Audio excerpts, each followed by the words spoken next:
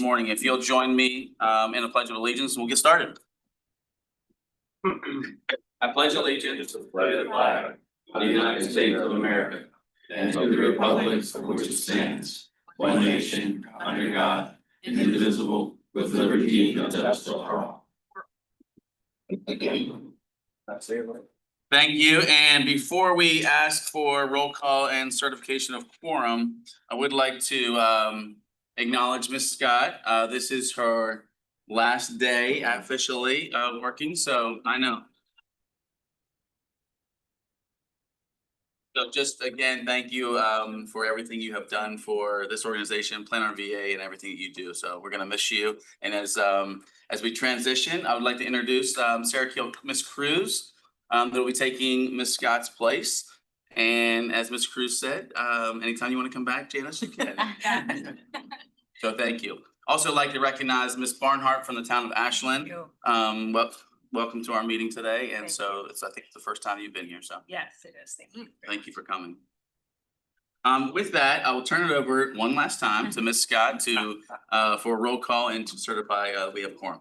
Thank you. I will be a little slower than usual going between two documents because on this agenda, for this agenda, we need 2/3 majority present. So I will start with Town of Ashland, Ms. Barnhart. Here. And Charles City County, Mr. Patterson. Present. Chesterfield County, Mr. Carroll. Mr. Holland. Ms. Schneider. Here. Dr. Miller. I need to. Where are my folks?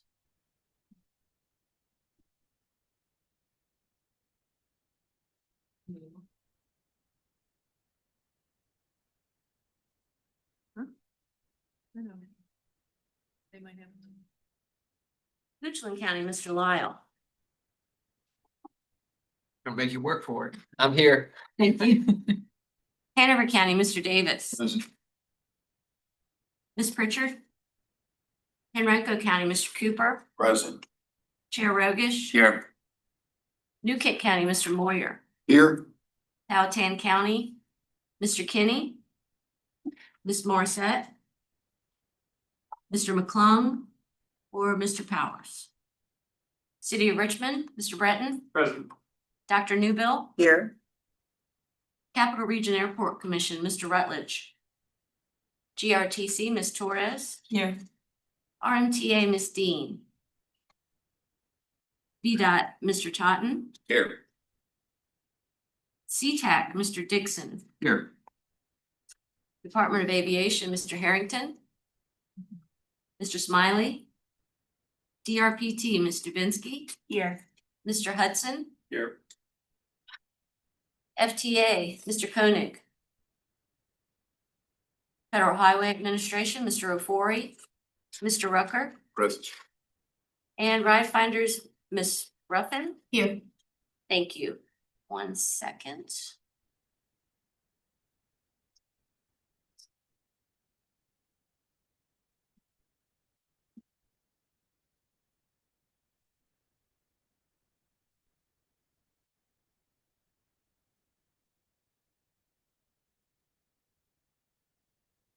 We have just enough.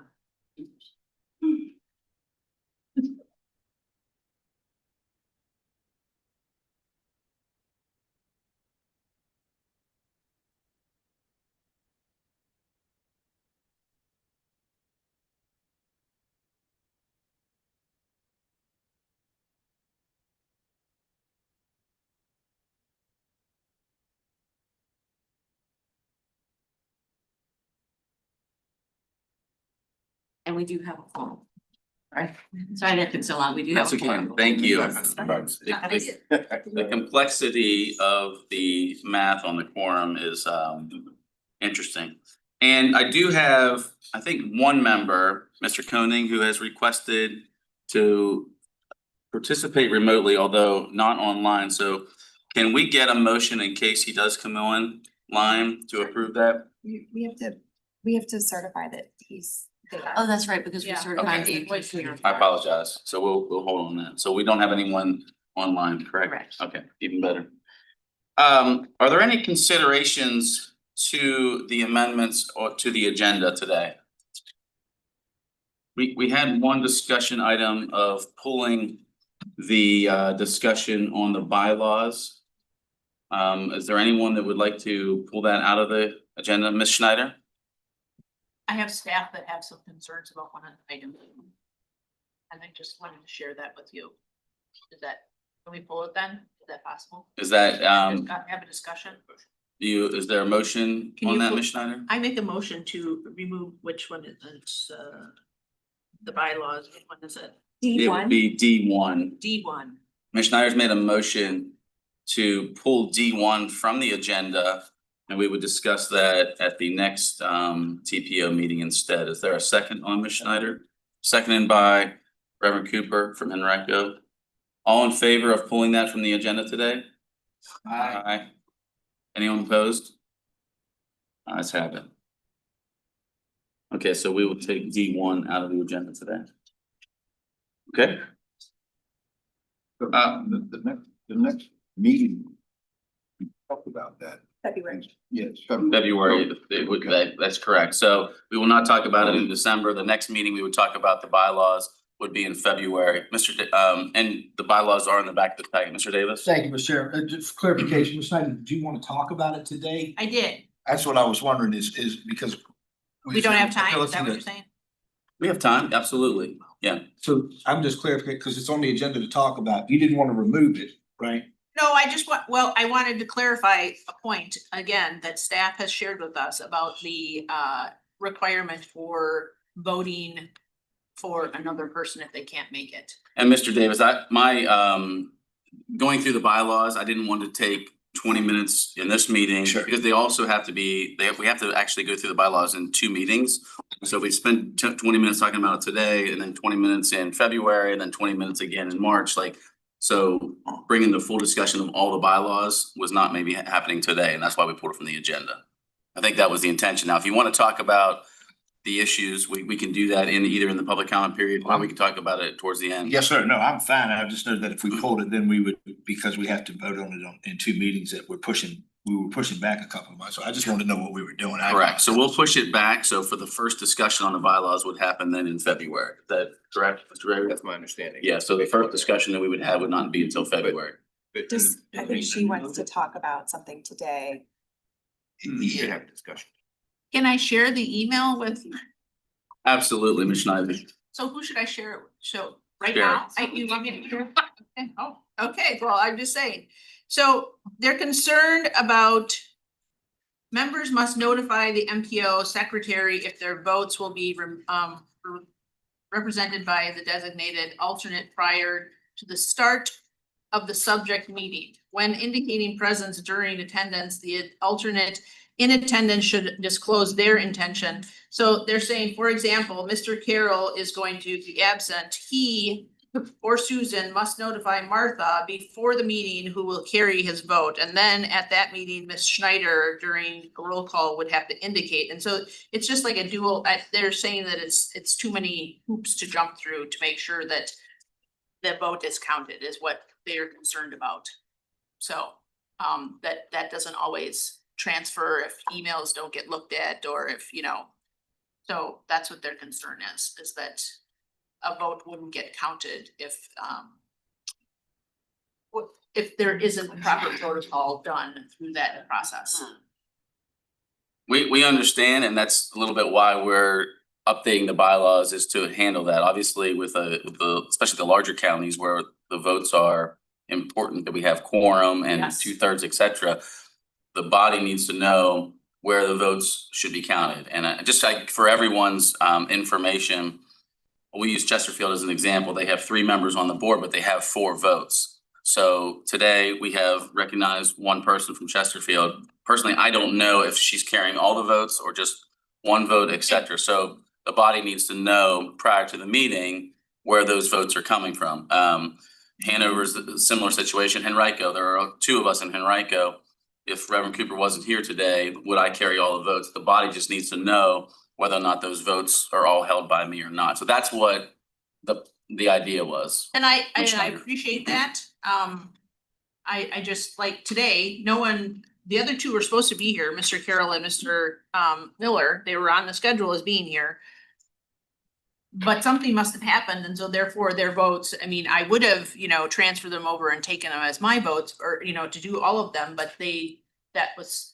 I just think there's a lot of things that like. Yeah, so we're going to push this discussion. We'll remove from the agenda. Thank you for the comments, and we will look at the bylaws for the first time in February. Would you like us to get with staff? This is, I mean, what do you? Barb was the hope one the that next step would brought, be? Barb and the attorney brought it to my attention. Yeah. To bring up this morning, because they knew that I would be here. So, okay. Dr. Newbill? To Ms. Schreiner's point, and I think as a part of the bylaw, there is a component where we clearly convey how the votes are assigned. Yes. And we could, go on and do that because we're having this experience prior to Mhm. where we don't have some individuals, and maybe we could go on and at least convey, get that piece worked out with each of the jurisdictions. We can do that. So there is a form. You'll be sending that form to each of the jurisdictions. It should be filled out and on file with the organization. So And it would anticipate the different scenarios. If one person's here, you have, they either have all four, whatever the case is. I'm Thank you. sorry, I don't mean to be, cause I'm just acting on behalf of staff, and that the attorney brought it to her. Direction of just built- I think our goal is not to make it an unnecessary bureaucratic process. I think our goal is to streamline the process so that when we take roll, we know whether we have a quorum and whether we have the number of votes. So if we want So to. that's the goal. I mean, I think we can work with staff to find out what our objective with that section was to make it practical, Okay, not Okay. the other way. So so that's fine. figure I it mean, out. if you want to continue to talk about it today, it's fine. I think we can work with staff and figure it out. Okay, This is any other questions? This is a public meeting, public comment period. Any other public comments? Seeing none. I do need a motion for the consent agenda that you see on your agenda for the approval of meetings of Title VI plan update and 2 tip amendments. So moved. Moved by Dr. Newbill, I'll second that. Seconded. Two of them are for Goochland. seconded by Supervisor Lyle from Goochland. All in favor? Aye. Opposed? Ayes have it. Moving along in the agenda to B1, I'll turn it over to you, Ms. Schickel. Thank you. We had a discussion at the August meeting about the public comment period that happened with regard to the current phase that we're in with the long-range transportation plan. And so Holly Gordon is here today to give a little bit of a follow-up context of the whole of the public engagement that we've been doing for the last several months, just to make sure that members of this policy board are aware. In the staff report at last meeting, I think it was reported that just a handful of members of the public responded to the 15-day, public comment period. But we wanted to make sure that it was clear that that was not the entire universe of the public comment that have been received over the course of this planning effort. So Holly, thank you for putting this together today. Hi, good morning. I'm Holly Gordon. I'm the Senior Community Engagement Manager here. And so I wanted to give you a little bit of an update about where we've been this year with engagement. The majority of the engagement for the first phase of the LRTP happened at the very end of last year, and a good chunk of it from January to May of this year. It is ongoing, as you know, it's a 2-year process, but wanted to tell you a little bit more about what has been happening. So to give you some numbers, here is some engagement numbers about the way that we've reached folks via our engagement site. Our engagement site was launched last year. It's a new tool to us. The investment in it was intended to make a clean interface and better tools for the public to more easily interact with all of the very important and complicated work that we have here. And so for the LRTP specifically, these are the numbers of how many people visited the page, how many unique visitors were there. The comments on the goals that Ms. Schickel mentioned, that's 24. So that was the actual listing of the goals in the plan. It was not the only engagement period. So that was by the end of that period. It was after many months of talking with the public, do you have any comments on these specific goals? The rest of the input was actually about what would you like to see? What are the needs we have in the transportation? What do you like? What would you like less of? So it's a comprehensive process. The comments on the goals were just about the actual 4 goals, were pretty technical. We actually got quite a lot of really technical responses, which was lovely. In total, we had over 2,000 contributions to our tools, both in survey and also in our social map, which I'll show you in a minute. So that feels like a really good number for basically what's about a 4-month process. Now, we also went in person. So we also tried to target community groups and organizations across the region. We want to go where the people, we know that just setting up a public meeting in our office is not a great way to reach the public to talk to them. So we targeted a list of organizations and partners that were already well connected. And we went to 50 different engagement events in the course of those 4 months. Some of them started a little bit earlier, but most of them were in that 4-month period. Almost 2,000 people engaged. That feels really good for such a short time. This is a snapshot of our engagement site. You've probably heard about it. We've been talking about it for about a year now. I wanted to highlight a number of what our engagement rate is. Social Pinpoint is the staff behind our site, and they told us that our engagement rate is 47.5%. They told us the standard is 2 to 12. That also feels good, that we're actually reaching the people that we want to be reaching. And then the bottom screenshot you'll see there is a little bit about how many folks interacted with that social map, which was plotting the issues, and how many people actually filled out the form, which is the survey. I'll talk more about that in a second. This next slide, 2 slides are a sampling of where we went. It's a little bit hard to see at this scale, but I wanted you to see kind of the reach that we were going to. We were actually pleasantly surprised to realize that a lot of the events that we went to were actually regional in scope, even though they might have been physically located in the city or in a county. But we did also do some targeted outreach, like we kicked this whole plan off with the New Kent comp plan last fall, where we paired with New Kent to talk about their comp plan, and then we added the regional angle. So that was a really successful event. We had 120 people at that. We also did some targeted outreach with the deaf and hard of hearing community at a silent dinners, the Black RVA Black Love Expo. We went to Powhatan, Goochland Community Services Board. And so this is just kind of a smattering to see a little bit of where we went and where the counties were that were targeted. Some of the questions that we asked the public were, what's most important to you in planning for transportation? And so the questions are actually at the bottom there on that blue block because you can't read them in the graph. But 1 to the left is low importance, 5 is high. So you can see the most important thing the public told us they cared about was safety, followed closely by interconnectivity, which is I can get where I want to go, how I'd like to get there. This was a scale we asked people to rate how safe they felt doing different activities. To the left is not safe and to the right is safe. And so you'll see that traveling overall had some of the higher safety ratings of positivity. They felt very safe traveling, but they felt less safe doing walking, wheeling, and biking. So if you notice that yellow bar, that's actually a 3 to the left. So lots more folks felt unsafe walking and wheeling and biking than they did generally traveling. Here are some of the themes that came out of the open-ended comments we asked people about what they'd like to change. These are pretty common themes. It kind of hits all of the things that make up a good transportation system, but you'll notice in those blue and red callouts that overall themes were they wanted multimodal, they wanted it to be safer, connected, and less car dependent. And they also really envisioned a system that prioritized pedestrians, cyclists, and public transit. So again, I think we know this, the importance of having a different mode, diversity of access for everybody. This is a snapshot of the map, which is where we ask people to plot what their needs are. And this information was shared back to our localities. So some of these were very specific. Some of these are not things the TPO will have a hand in planning in the LRTP because they're not super regional. But the good news is we're asking people to tell us that and sharing that back with your county. So you get access to that street level data as well.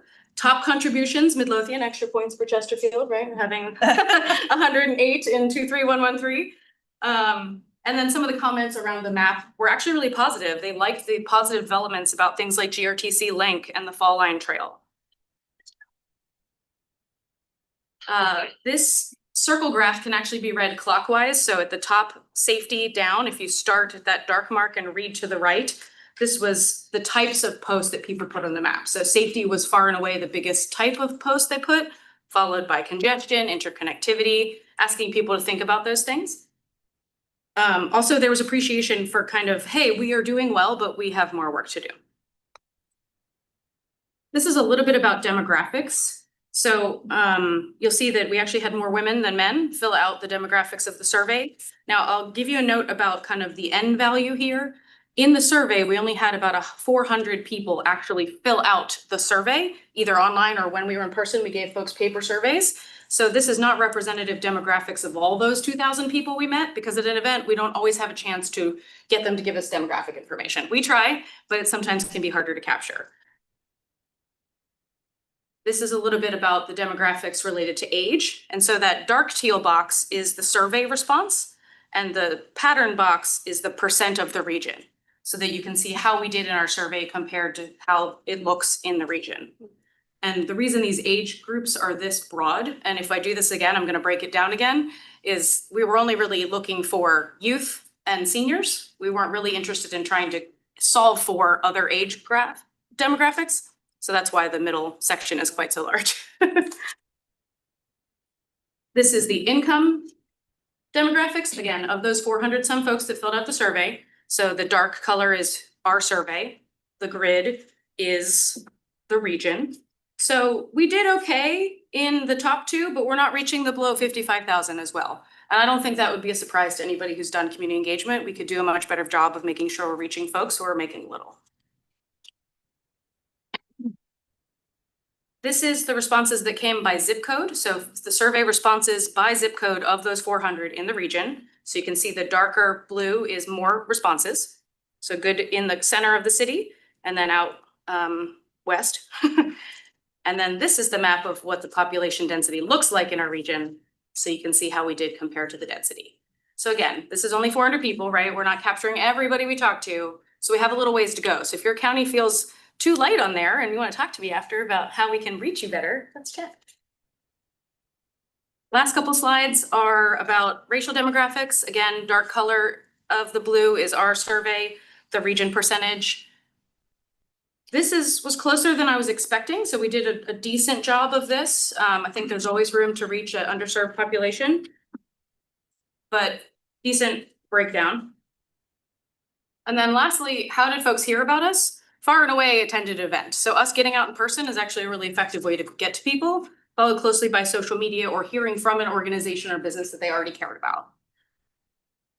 My last thing to tell you is what's coming next. So in this 2-year period, we have kind of 3 major engagements periods. The first was this January. Then the next really big one will actually be next January, that middle one, where we're gonna go back out to the public with those same partners that we reached out to the first time and say, hey, here's where we took what you gave us. And now we'd like you to think about how are we gonna prioritize and fund these projects based on what you know. We're gonna actually share the list of the universe of projects with the public in December, but we're gonna take that more intentionally out to the groups and say, please tell us how we should rate these because we don't have unlimited funding and unlimited time. What would you like to see? And then we will have our Pathways to the Future Symposium next March, TBD on dates of that, but we'll have an LRTP component there. We're also likely gonna have some information about our market value analysis at that session. So stay tuned for more on that. Thank you. Thank you, Ms. Gordon. Are there any questions of Ms. Gordon?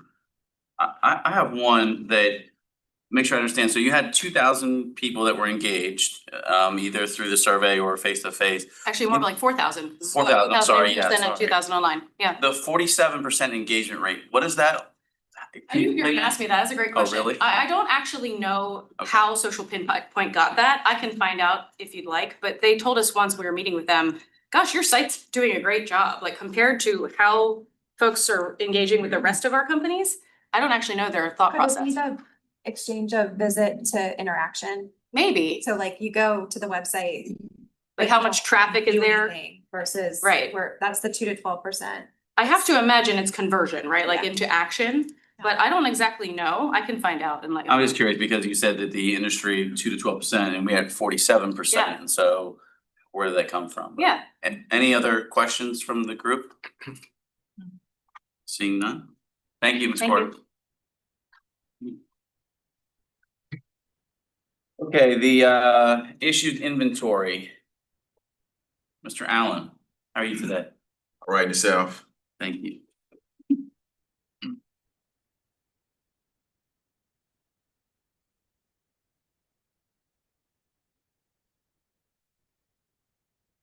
Good morning, Chair Rogish and policy board members. Just a brief introduction. I'm Dorian Allen. I'm the newly appointed project manager for the LRTP. Since the departure of Sulab Ariel, I will be the point of contact for the project going forward. Today, I'll be giving an update on the LRTP transportation issued inventory. So the LRTP follows the continuing cooperative and comprehensive planning process that seeks to identify issues with the regional transportation system, prioritize the solutions to the issues, fund, authorize, and implement projects, and evaluate the outcomes of these projects. As you see in red, this is the current step in our LRTP where we prioritize solutions by formulating a universe of projects and scoring these projects based on their intended results and effectiveness. Here we have an update on the process flow of the LRTP. We start with the baseline development of our horizon year 2050. And then we do a scenario analysis where we come up with assumptions about the spatial distribution regarding jobs and populations within the region. We come up with a strategic direction, so basically our goals and objectives of going forward. Then we do a transportation needs assessment, which we'll be going over later in the presentation. We develop a universe of projects. We prioritize these projects based on their effectiveness. We do a plan evaluation, and then we adopt the plan slated for September of 2026. So a core component of phase 4 was the existing conditions analysis, where we examine all facets of the current regional transportation network, including infrastructure conditions, safety, and performance. We use this analysis in addition to regional studies and plans and public engagement to develop a list of overarching transportation efficiencies or issues. These issues include safety issues, congestion, poor infrastructure conditions, lack of access, and inadequate road design. Additionally, from this analysis, we develop a list of needs or solutions to these issues. And this includes roadway capacity changes, roadway modifications, active transportation enhancements, new or enhanced transit lines, and increased access to activity centers, These issues and needs were mapped to the LRTP road network to help visualize these impacts spatially. These issues were mapped on the link level. So what the original spreadsheet showed were about 40,000 entries. We mapped these to the LRTP network, which is basically the shapefile for the road network for the region that consists of 30,000 links. So the entry originally was about 47,000 entries. We wanted to consolidate this on a corridor level. So issue corridors were identified, and 30% of the links on a specific corridor were found to have documented transportation issues. We then sent this condensed list of transportation issues to the advisory work group, project champions, and included a story map as well. After this, staff scheduled hour-long meetings with the goal of finalizing the spreadsheet and issue story map. So basically what we wanted to do was get an idea of any other issues within your locality that we missed throughout our analysis and studies and plans. We got a lot of feedback during these meetings. Plan RVA staff received questions regarding sources used in the analysis. Staff provided a list of sources to the advisory work group during the July 23rd LRTP advisory work group meeting. Additional resources were shared with from Plan RVA staff during the locality and agency meetings. Plan RVA staff received questions regarding congestion definitions and thresholds. Congestion measurements only captured the top 10 of the original issues compilation. After meeting with the advisory work group meetings, all congestion links were highlighted within this congestion management plan, were included in the internal spreadsheet and for future conditions analysis. We also received questions regarding existing conditions and ongoing and future conditions. Several ongoing traffic studies were conducted at the time of the issues compilation. And these studies were not included in the initial analysis, but were considered in the future project identification. We also received questions regarding rural project inclusion. How will rural transportation project be reflected in the LRTP? What are the rural transportation project funding sources and application process? The Plan RVA LRTP funding allocations will have a local programmatic set aside for rural projects. There were requests for revisions to the issues inventory and story map. Changes were made to the inventory and story map only if the issues met the following threshold. Issues must be on the LRTP network, which consists of principal arterials and above. Major intersection issues must have at least one leg on the LRTP network. Revisions had to include capacity changes and other improvements to the highway not on the LRTP network. And then highway network providing access to interstate freeways interchanges as part of a new interchange or interchange modification projects. Revisions that were included into the spreadsheet included park and ride recommendations. These came from a 2019 study, the Regional Park and Ride Investment Strategy. And this included recommended regional park and ride locations as well as prioritized regional census tract for park and ride improvements. During the August 27th LRTP advisory work group meeting, the issue spreadsheet and story map was approved. So for today, we ask for the approval of the draft multimodal transportation issues inventory spreadsheet and story map of the Pathways to the Future Transportation 2050 plan.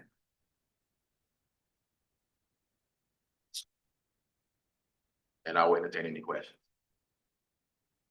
Are there any questions for Mr. Allen? I have can you pull up the spreadsheet at all or the GIS or no? Those were included in the agenda. We do not have it in the presentation. Okay, that's fine. We can definitely. So just to everyone, that is in your agenda, I'm looking at it on my computer, but you do have, there you go, thank you. Thank you. Sid's gonna try to pull it up. And then I guess my only question is, you said it's a draft. Can you just talk me through the process of if there are updates to it, how that would work? So the updates were made during the meetings with the localities, and that's where we got the idea of what are the additional issues that need to be included within the spreadsheet. So that was when we included any extra issues or needs. Yeah, keep on, Sid. Keep going. Right there, One of the links. back up. Click the link. So it is in Go your go up, Sid. Right there.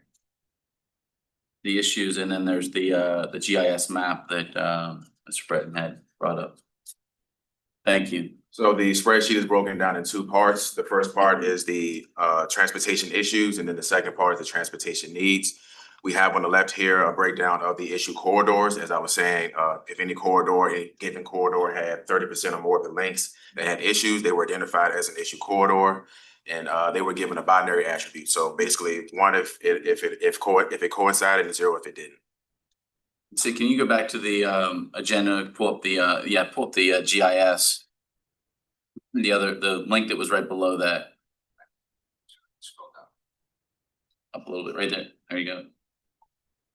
So here, this is an interactive story map that people can click on to see some of the comments that were put in. So if you're particularly interested in your own locality, you can go out and click on this and see the congestion comments, et cetera. So Great, sir. This was basically used as another communication tool to let everyone visually understand what the issues in the area as well. Excellent. Ms. Schneider from Chesterfield. So these are only the ones that had 30%, you said, of the, or more?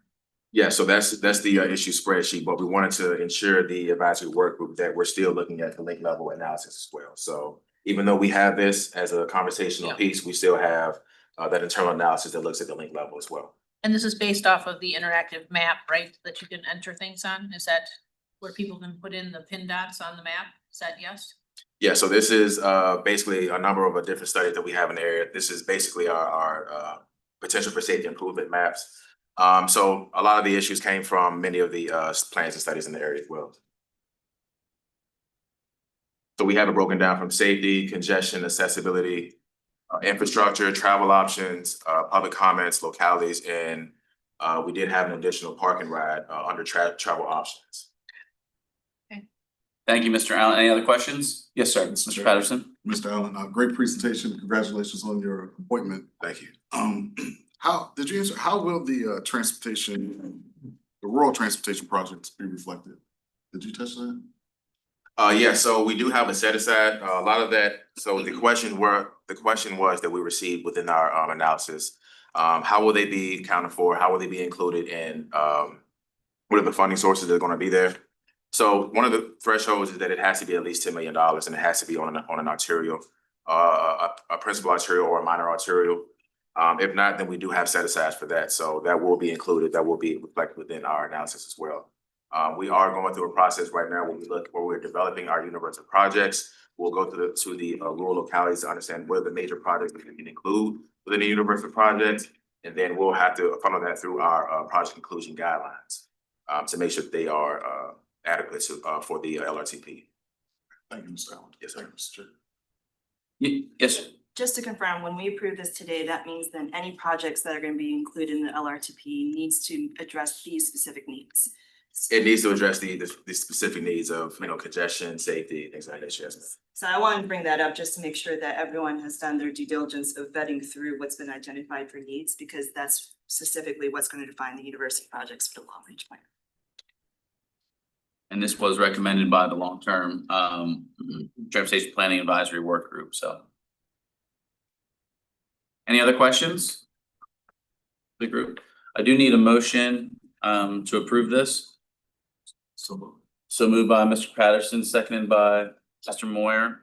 All in favor? Aye. Any opposed? The ayes have it. Thank you. Thank you, Mr. Allen, appreciate it. Moving along to the tip amendment, is Mr. Heller? How you doing? Thank you so much. Good. How are you? Good. 1 second. All right, so thank you so much, Mr. Chair, and good morning all. Good morning. This is the first of 2 tip amendments that I have for y'all today, and it involves improvements to the I-64 exit 211 interchange. So we are in the authorized project phase of our transportation planning process. This project stems from a successful Smart Scale Round 6 bid by New Kent County, and this amendment is being requested by VDOT. So this amendment would update the project's UPC in the tip from its previous UPC, which was UPC 125979, to the project's current UPC, which will be UPC 127838. So this project is an involved intersection improvement project, and it has various highway, bicycle, and pedestrian improvements. So in addition to converting the existing interchange into a 4-lane diverging diamond interchange and constructing a new 2-lane bridge over I-64, highway improvements will also include new traffic signals at the diverging diamond interchange intersections between I-64 eastbound and westbound and the Route 106. Improvements also include installing 230 feet of median on Route 106 from Jimmy Burrell Lane to the existing median, widening Route 106 to 4 lanes from Jimmy Burrell Lane to the New Kent Visitor Center, and constructing a right turn lane at Route 106 and Speedway Road. So in addition to the highway improvements, this project also includes bicycle and pedestrian infrastructure improvements, including around 4,000 feet of a 10-foot wide shared use path along the western side of Route 106 between the proposed Bucky's Boulevard and the Love's truck stop. And there are also 11 shared use paths crossings that are planned along that project corridor. So here's the tip log provided by VDOT. And today our request is that the policy board accepts the technical advisory committee's recommendation and approve the proposed tip amendment. A draft resolution of this amendment is included on your packet on page 36. And if anyone has any questions, I'd be happy to take them. Thank you for the information. Are there any questions? No questions? Mr. Chairman. Yes, sir, Mr. Lau. Did you refer to Bucky Boulevard? It's the proposed name, yeah. Bucky's Boulevard. Okay, just caught my ear. Any other questions? I will entertain a motion to approve the tip amendment as designed. Mr. Moore? So moved. So moved. Second. Seconded by Mr. Patterson. All in favor? Aye. Any opposed? Ayes have it. Motion approved. Don't get real happy. It appears it's gonna be 2029 29 for the Buckies. for Bucky. Oh, wow. The part of this, what we've talked about here is one of the things that I guess VDOT discovered was that the bridge that's there right now needs to be replaced. Oh. So Say that again, Mr. Moore, I'm sorry. the bridge that's there now needs to be Yeah, replaced. it's a superstructure replacement Correct. that had been planned for many years, and Right. we were very fortunate we were able to advance that project and save about $10 million on it. Exactly, Get that it just, work on that. so thus our delay on that, but everything's going really smooth right now, so we'll see. It should be good. Excellent. Thank you for the update, Mr. Moore. All right, so So the second one? the second tip amendment that I have for you today involves the second phase of improvements to the I-95 Route 10 interchange. So again, within the authorized project phase of our process, this project stems from the successful Smart Scale Round 6 bid by Chesterfield County, and this amendment is also being requested by VDOT. This amendment would add the second phase of improvement project to our tip. This project will modify the existing interchange into a partial cloverleaf interchange. And on the face of it, that sounds like it might be a simple process. There are multiple steps to the project involving pedestrian infrastructure improvements and improvements to the north and southbound lanes. So modifications made to the I-95 northbound lanes include the addition of an acceleration lane onto I-95, the removal of the westbound Route 10 loop ramp, widening the off-ramp to Route 10 to accommodate 3 left-hand turn lanes, and signalizing the intersection of I-95 and Route 10 off-ramp. So unsurprisingly, the I-95 southbound modifications mirror these planned improvements for I-95 north. They include adding an acceleration lane, removing the eastbound Route 10 loop ramp, widening the off-ramp to include 3 turn lanes, and signalizing the Route 95, Route 10 off-ramp intersection.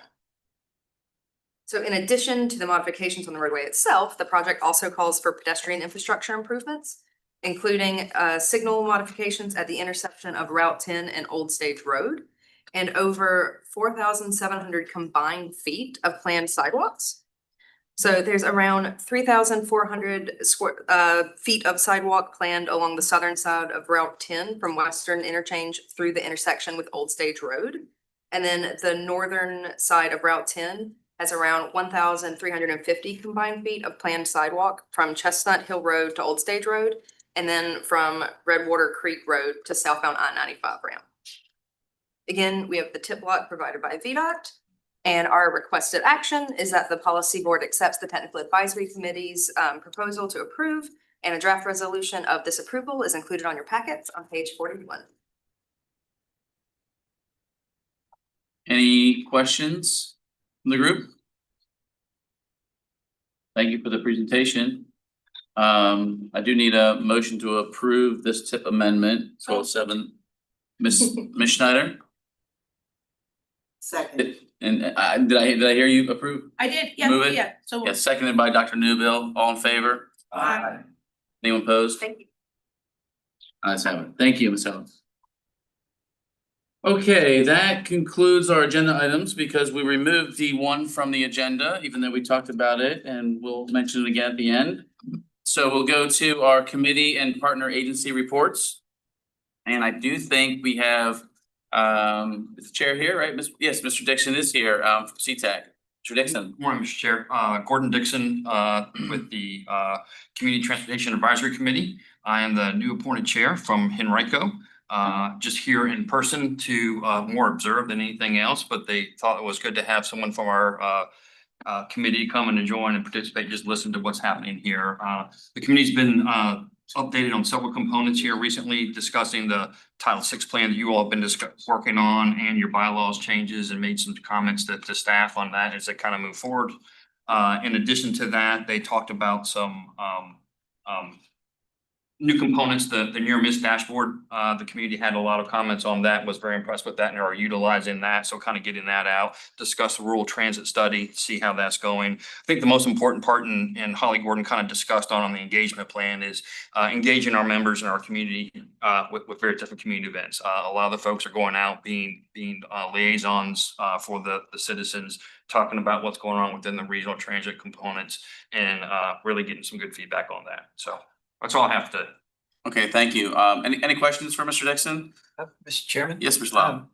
I believe we've been instituted a stipend honorarium. Yes. How is that working? So that was just discussed the last 2 meetings, and so folks are looking at that. And I think most folks, Mr. Lawrence, I think have filled out their forms. So they participated in that. I think it's a positive effort to try to see if we can't get folks to stay engaged and involved and participate. So the needle is moving. We're getting more people to participate. Hopefully, it's a little early yet, we'll see. Okay. I'll also say that the board also, or the committee also made a decision that they wanted more active participation, and if attendees do not show up, if they miss 2 meetings a year, there's gonna be discussion from staff to say whether you want to participate or not. We have a policy where you can participate in person or you can participate virtually. So trying to make it as accommodating to people as possible. Thank you, Mr. Chair. Yeah, and just to follow with that, if people are not coming, please let the localities know so that we can either replace or figure out what's going on, et cetera, because participation is important in the meeting, obviously. I do want to just follow up with that. We do have a couple of the Title VI plans printed. I'm just gonna pass one way and one the other if you want to see this, but because you mentioned that, Mr. Dixon. Ms. Schneider. That policy doesn't start until January, right? Is that July 1. July 1, excuse me, the new year, yeah. It started. It started. Oh, It started. I'm sorry, I'm sorry, I'm so behind. I knew it was starting at the new year, so yeah, okay, that's July. Chair, I thought- Yes, Mr. Martin. I have a best practice to talk about. Yes, with- sir. With the community transportation advisory committee. Our member from New Kent is Bill Dismore, and between him and Kristen Hott, they put together a meeting Tuesday at the Groves in New Kent, which is a 55 up community. It's where Bill lives, and so he wanted to make sure that he got his community to be available to the information that was given out by SPAN, Plan RVA, CVTA, it went on and on, and each of those items could have their own separate meetings. But it was very well done, and got to give a lot of kudos to that committee and to Kristen for putting it together. And one of the questions that was interesting, first said, well, that they put a number of us up on the board. These are your representatives. You know, they put mine, George Stewart up, and all of ours that are on these kind of boards. And they said, well, how do we get them to know what we want? And Bill's going, me, you know, he's the guy that's supposed to come and then through the committee, you know, tells us what they want, besides an individual just being able to pick up the phone and call me. But it was an interesting thought. They said, how do we get our voice known? And so meetings like this, you know, that was 70 people, I believe, and they know a lot of the acronyms that we all talk about all the time now. So it was very, very successful. Yeah, good, excellent lesson learned. Thank you. Best practices are always good. Be shared. Any other questions? Thank you, Mr. Dixon. Appreciate it. On the TAC, Ms. Adams? Anyone from the TAC here? I think she's here today. No one else? Okay. Agency updates, Mr. Rucker, it's good to see you. I hopefully you're getting paid to work today. We are open for business. I'm extremely excited that the Federal Highway could be here, and again, I hope you are getting paid for today, so. Mr. Rucker, go ahead. Mr. Chairman, I appreciate it. Nothing significant to add. As you mentioned, we are Federal Highway as well as Federal Transit Administration, and so fortunate to be open for business. We have received we are fully appropriated through 2026. So we look forward to continuing to coordinate with the state as well as our regional partners to authorize and program projects that are desperately, transportation projects that are desperately needed, not just for the Commonwealth of Virginia, but also for this region. Kudos to staff. We had a tight timeline. I mentioned at the last meeting that I believe staff was awarded about $1.5 million in grant funds for PPP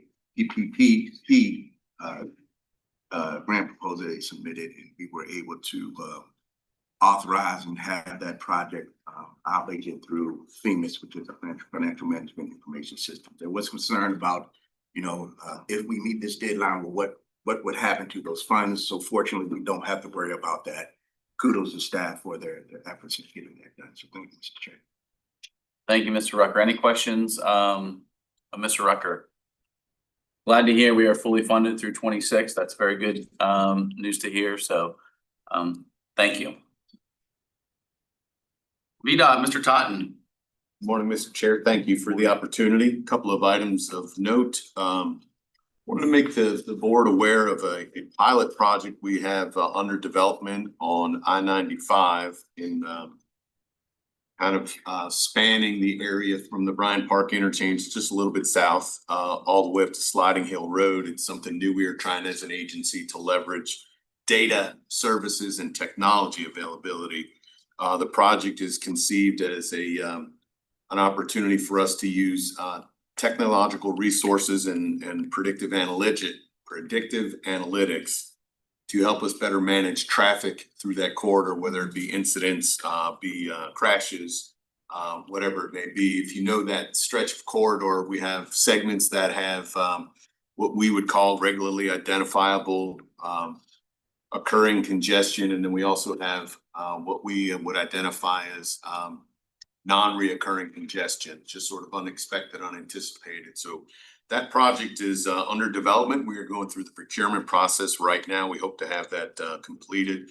But the contract essentially is acquiring data as a service or as an asset, which is a very different approach for us to normally we would approach assets as things like cameras and sensors. And in this case, the asset that we will be acquiring is data for our operations center to utilize. So be aware that's going on. That's a new venture for us as an agency, for one of one in the Commonwealth. Couple other things to make for the good of the group. Please be reminded that transportation alternatives and revenue sharing applications were due, and that they were due a couple of weeks ago. They are working their way through the validation process. Certainly you can make contact with, your staff can make contact with the district team if needed with any questions or comments. And it's hard to believe I'm saying this out loud. Smart Scale Round 7. The DRPT is right now, they have an engagement deadline by the end of October. So we'll have a similar deadline for November coming up. Please be on the lookout for a firm date for that coming up in the next few weeks. Couple of project updates. Thank you for several of the locality partners. We had the opportunity last week to do a ribbon cutting up on what we affectionately call Design Build 1. As I was reminded by the folks from Henrico, that is the second stretch of the Fall Line Trail that is now open. First project being done in Henrico County. That was a great event. It's nice to see that project open and in use. With regard to what we call DB2, which is essentially from Patton Park in the city of Petersburg up to Route 10 and the connection to the linear park, that project is well underway. We do expect physical construction to begin late September next year. We will likely begin some type of a groundbreaking for probably springtime when we get a little bit further along. So please be on the lookout for that. One other item on that, the southern section DB2, we do have a public meeting slated for the 21st of October. That's at our district office. Public is certainly invited. It's an informational update on the project.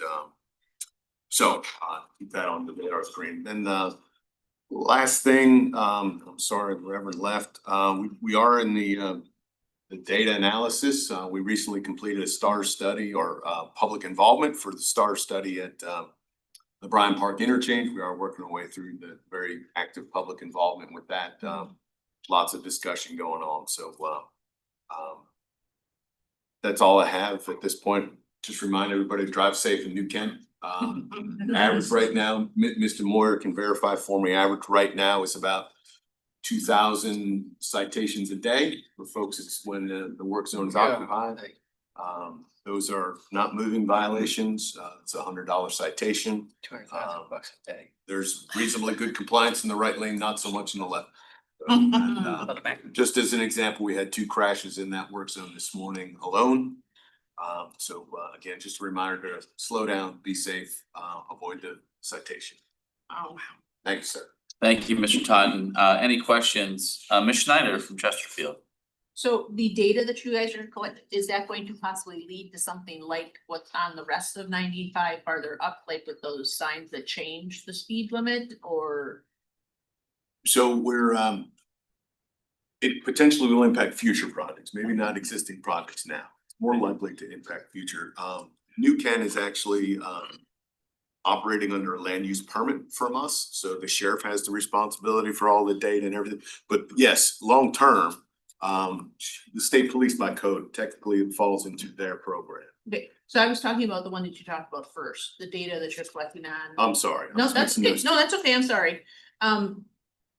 That would kind of, cause on 95 farther up, they have those signs that change depending on the So- speeds. Would that be something No, that? no, it will not be a variable speed limit. What Okay. it should do in theory is allow us to detect driver behavior a little earlier. So if we see, all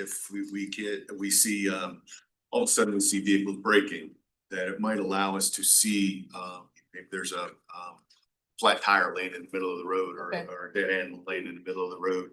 It might allow us to dispatch a Someone- response a little bit earlier, which in theory then leads to a quicker clearance, which in theory leads to less congestion. Okay. Over time, Yeah. that data should also allow us to look at things like, oddly enough, the STAR study we have going on right now at the Bryant Park Right. interchange. That information could also inform that with driver behavior for crashes or time of day congestion or something that maybe you don't glean just by getting raw data. Yeah, okay. So so I'm sorry I mixed those. Oh, up. no, that's okay. I'm sorry.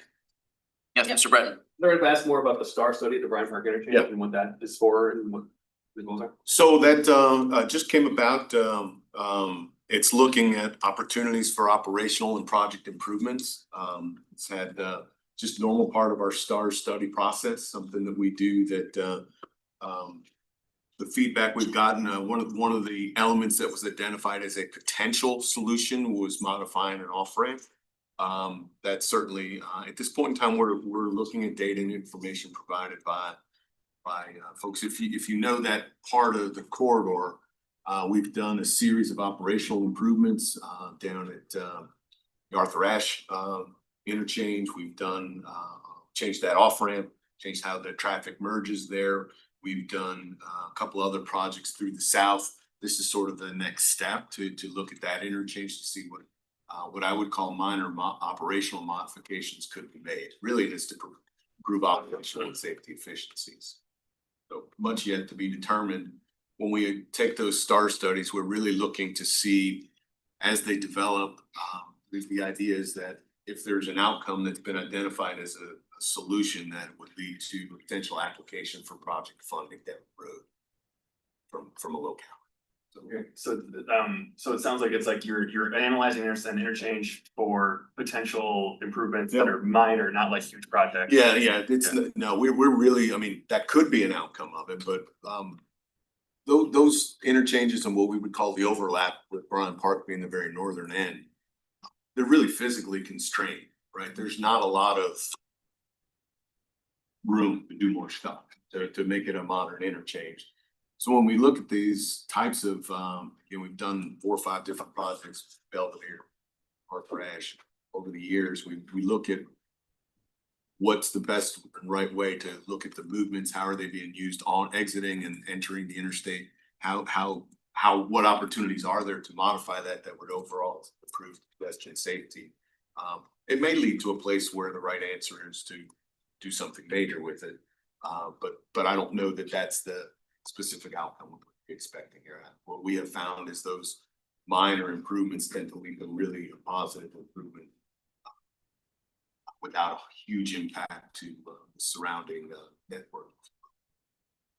But those projects were always done in partnership with our localities, pretty heavy involvement. STAR studies are really, STARs and the pipeline studies both really rely on a lot of frontline engagement through the process. So we've had quite a bit of involvement, but I think we actually attended a town hall with the board member here a week or so ago. So thank you. Thank you, Mr. Totten. Any other questions?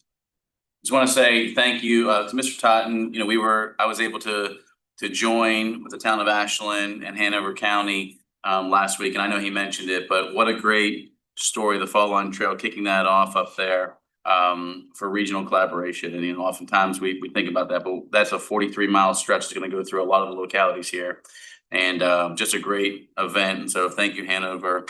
center of the universe as well. Thank you for hosting us for that. Okay, moving along, Ms. Dubinsky, how are you? Thank you so much. So I have a few updates for the board today.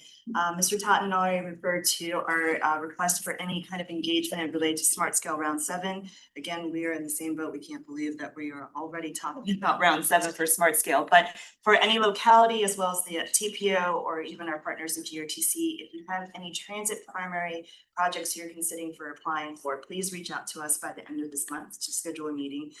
So we can talk through what kind of technical assistance and identify the readiness for the project. Outside of that, we do have our grant season is going to be ramping up. As a reminder, DRPT opens up our grant applications December 1st through February 1st. So we host a couple workshops for any current as well as new grant applicants that might be applying for any of our funding opportunities. The main one that we host is a grantee application workshop for our fiscal year 27 that will be hosted virtually November 19th. We will be sending out registration emails closer to that date. For our 5310 providers, there is also a separate pre-application webinar that's going to be scheduled in early November with more additional details in the coming weeks. Besides that, I do want to mention, I don't remember if this has been discussed, this is more for the TPO staff, but the new STIP development process. So we are heading into a new fiscal years 27 through 30 for our state transportation improvement programs. Your TPO staff has been working on their tips in an effort to be able to help with generating the list of projects related to transit and rail. We are coordinating meetings between TPO, DRPT, as well as all the relevant transit agencies. We're doing in waves, so that's going to be a way for us to manage it on our behalf. So I just want to make that awareness to the TPO as well as to all of our partners that we're trying to provide assistance on identifying projects. This is very important just to make sure that all funds that or all projects that have any federal funds or originally significant are captured in the STIP so that there aren't any potential delays for our partners to access those funds in the future. So I want to make sure that is noted for everyone. You will hear probably in the next few months, our statewide rail plan is kicking off. So this engagement piece will begin in early 2026. Just as a reminder, DRPT is responsible for that update with FRA for that planning effort. And if there's interest about learning more about the statewide rail plan, I can always engage our rail planning staff to come and do a presentation on that. Besides that, our 2025 Coordinated Human Service Mobility Plan update is underway. Our staff, as well as consultants working on the effort, are now working through the engagement process. They are doing pop-up events through September and October to gather feedback on the plan, in particular getting input on any gaps, what priorities should be identified to the plan, and to help guide funding decisions to make mobility just more equitable across the Commonwealth. So if there are any of our partners that would be interested in hoping a pop-up event, we do have a kind of a DIY kit that includes kind of sample questions, a handout, and so forth. So there's information, I have it linked in their agency update for reference. The last couple items are related to rail. The rail planning team wanted to make sure that we mentioned the notice of funding opportunity that was the Federal State Partnership or FSP for intercity passenger rail. This grant provides funding for capital projects that reduce state of good repair, backlogs, improve performance, or expand or establish new intercity passenger rail service. They've identified that there's over $5 billion available for this grant. And so applications are due by January 7, 2026. If there is interest in applying for that, you may either contact any of us at DRPT or the main point of contact for us is Taylor Holden with any questions.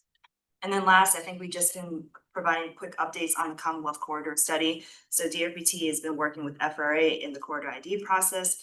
Right now, they are working through step 2, which is the service development planning that is supposed to be going through into early mid 2026. And this is really when they do stakeholder engagement for service development. And that is all of my updates. I'd be glad to answer any questions. Thank you. Any questions? What was the deadline on the grant again? For the rail? The rail one, that is January 7th. January 7th. So Okay, we have a little bit of time. yes, and thank you for reminding us that round 7 for Smart Scale is in the works. So it's, yeah, thank you. Any other questions? Thank you for the update. Okay, Ms. Torres, how are you today? Good morning, everyone. Good morning. Just a few updates. First, we have our first kind of official microtransit zone for the city of Richmond that will be launching on October 20th, and that's the Broad Rock Zone. So we're excited for that. And then we have some public meetings coming up related to TOD, transit oriented development for the north south. So we're doing a parallel study. We got 100% federal study funds to do this effort. And it's identified at this point 6 kind of small area plans that will be developing along the stations that are proposed for north south. So there's 3 meetings. One is on, October 6th. That one is at Southside Plaza in the City of Richmond Human Services office. The next one actually will be here on October 7th at Plan RVA, and then one more will be at Main Street Station, also at 5:30.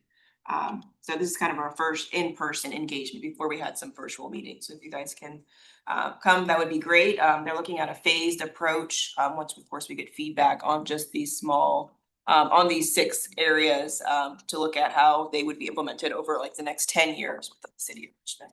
And working very closely with the zoning group as well with the city. Oh, yeah. Yeah, thank you, Ms. Torres. Any questions? Mr. Lau? Yes, indeed. Again, I want to say thank you so much for coming out to Goochland and talking to us about microtransit. Just please advise if there are things that we at the county need to be doing to keep that process moving. If there are any deliverables that you are waiting for, I'm here today, put a burr under my saddle and I'll do my best. And then as always, we have the one line going into Goochland, and I'm always interested in how that is performing and whether we need to be doing anything to, just make that resource more available to the folks out in the county. You guys have my understanding is you have a new engineer who starts on Monday, so we are waiting for him to start, and then we'll be meeting with you guys hopefully either next week or the week after. You mean our returning engineer? Oh, that. Austin Going went to the private sector, boosted his pay raise and then came back. Okay. I was gonna say it's awesome to come back. And we're waiting for Austin. Well, he's drawn a paycheck, so. All right, but thank you. If there are things that we need to be doing, I want to make sure we don't languish. Thank you. Yeah. Thank you, Ms. Torres. Ms. Schneider? I had asked Mr. Engel to look into possibly expanding the, I think, has the ridership increased on the Cloverdale? Because I think that some of it is because there's not enough residential within that area. And so maybe like including Branner Mill and, Wood Lake area that might bring more people to because I think there's a lot of businesses, but not a lot of people living in those zones. I would agree. No, we haven't. We made one small tweak to have a Yeah, access. because of the library, yeah. But yeah, we can look at expanding, but I agree it's about the businesses right now. Yes. We can't get there. Yeah. So, okay, thank you. Appreciate that. Excellent. Okay, thank you, Ms. Torres. I don't see anyone from RMTA here, correct? She had an emergency. Okay, very good. Mr. Parsons, I know your update's on page 53 for CVTA. Is there anything else? I think he also just had them. Okay, he's and Ms. Schickel, Plan RVA. Thank you. I think just because of timing, we actually had a meeting since the materials in your packet were prepared and distributed. So I'll do a little bit of a hybrid. Our newsletter came out yesterday, so look for that in your inboxes. It has a more up-to-date update than what you have here, but it's hard to believe that we just finished the first quarter of the fiscal year, reporting on our officers' elections and our new work program. Looking ahead, we've got a lot of activity happening in addition to the public comment opportunities that Holly mentioned this morning. We've got public comment periods opening in October for both our comprehensive economic development strategy and our comprehensive climate action plan, the air quality plan. Both of those documents are intended to be companion plans to the long-range transportation plan, all laddering up to the regional strategic vision pathway to the future. So lots happening in kind of the Plan RVA orbit right now with public comment on opportunities and being able to really think about how these topical plans connect to each other and talk to each other, hopefully in a good way. Just looking forward, our next gathering will be the joint annual meeting. So the commission has a meeting in November, but the policy board won't get back together until December 4th. So look forward to that, more details coming forward, and happy to answer any questions. I'm sure I'm leaving something out with Plan RVA, but happy to answer. Oh, the Title VI plan that you adopted this morning will be on the Plan RVA's commission agenda in November. So once that's approved, it'll go into effect. Any questions from Ms. Schickel? No, seeing none. Okay, moving on to other business. So just kind of to reiterate from before we took it off the agenda, from my perspective, to each locality, please make sure that you that you think about and you give clear direction to the policy board on where your votes go. So whether that's Hanover or Henrico, things that happen in this meeting, you'll see Mr. Cooper, who carries 2 votes for Henrico, he left the meeting. We should have clear documentation on file of what Henrico would do with those votes. So that's the only ask for the localities, to look at that and fill out the form if you need to, fill out something and get that to us from the policy board so we know where those votes are going to. That's really important. The other thing that, just a reminder, if you are gonna be joining us remotely, the policy board does require a reason for why you would like to join remotely. So if you do want to join remotely, just put that in the email over to Ms. Cruz and in the future. Last thing is, from my perspective, Ms. Scott, again, thank you for everything you've done. We are going to miss you, and congratulations on your retirement. Thank you very much. Thank you.